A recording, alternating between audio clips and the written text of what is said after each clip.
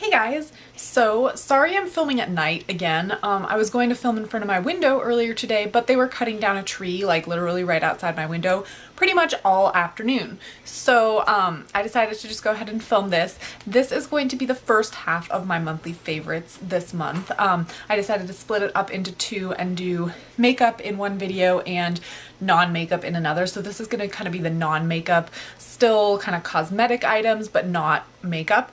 So for this monthly dozen, I would like to start off with two masks from Origins. They are the Out of Trouble mask, and this one, the smell reminds me a lot of the Mario Badescu, that like spot treatment stuff where you dip a Q-tip in and stuff. So I think it's because of the sulfur as one of the active ingredients, and it's supposed to just kind of remove excess oil, treat acne that's coming up, and just generally make your skin nicer. And then the Clear Improvement, which is a charcoal clay mask, and it's just kind of supposed to, again, clear your skin up, but I don't think it's quite so much of like a targeted, you know, spot treatment type thing. This one you can put on and use just as a spot treatment if you don't want to use it as a full face mask. So then continuing on with skincare, I have this face wash from Burt's Bees, and it is the Burt's Bees Natural Acne Solutions Purifying Gel Cleanser. It's got salicylic acid in it, and I just really like this. I've tried like CeraVe and Cetaphil and the Neutrogena Super Gentle face washes, and I just think that my skin responds best to this.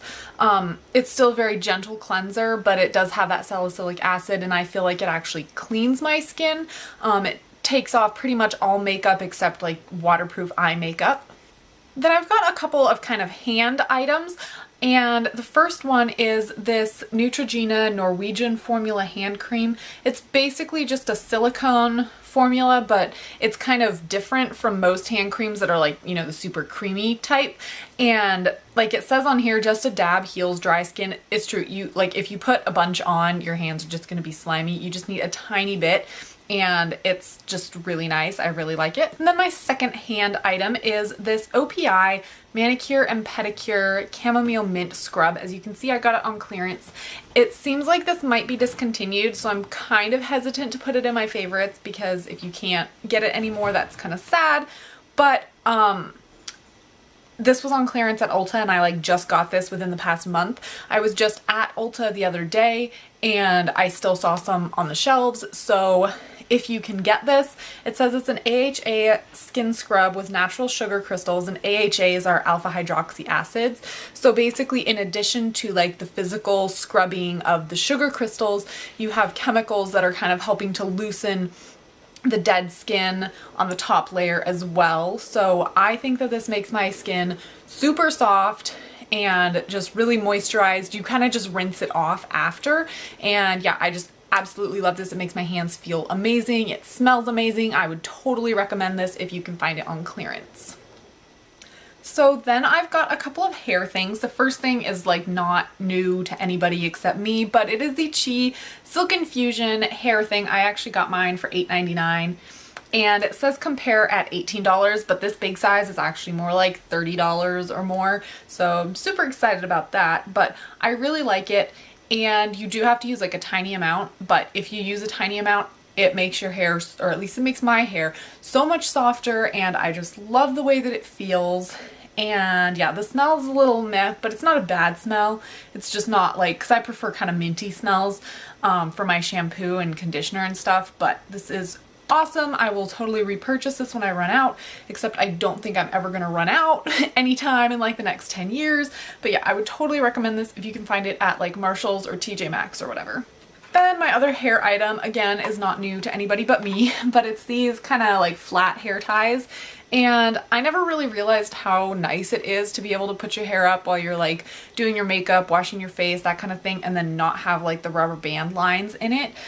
These are from Sephora, and this green color and the blue color at least were on clearance for $5 for a pack of 9. So I have another pack somewhere that I've been using, but if you see these in your Sephora, you should totally check them out, because I think $5 for, maybe it's 8 of these. Just kidding. Yeah, it's $5 for 8 of these. That's a pretty great deal.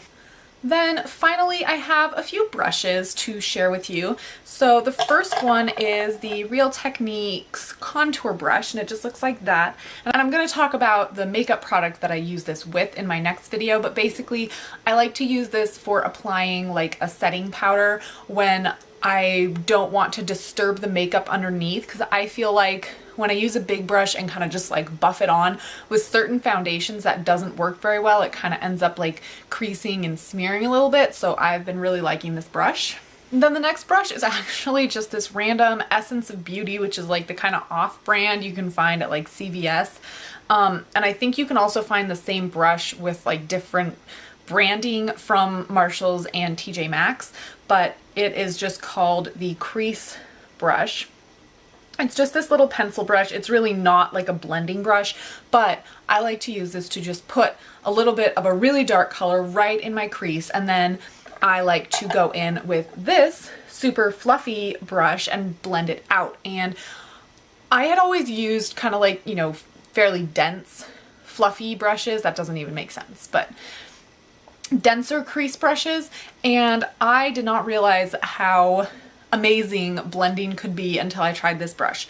This is by the brand Cala or Kala. It's C-A-L-A. I'm not sure how that's pronounced, but you can find it at like TJ Maxx and Marshalls and maybe Ross as well.